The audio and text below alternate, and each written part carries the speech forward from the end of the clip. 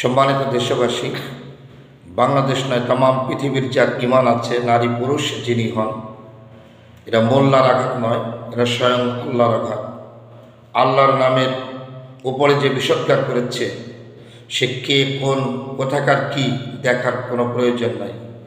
ইমানের দাবি রাখতে হলে এই কোলাঙ্গারকে পৃথিবী ছাড়া করা এখন মুসলমানের উপরে জরুরি। কারণ এত বড় স্পর্ধা নিয়ে জেলখানায় রান্না করে খাওয়াবে, ওকে আবার কেউ উনি তিনি সম্মান দিয়ে কথা বলছেন, তাহলে আপনি ইমান রক্ষা করবেন কিভাবে?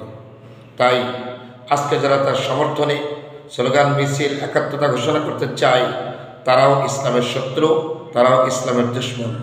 তাই বাংলার মাটি থেকে এই অপশক্তি এবং শয়তানি মতবাদের যত রকম আধিপত্য আছে, এর মূল উচ্ছেদ করাই হচ্ছে ইমানের দাবি।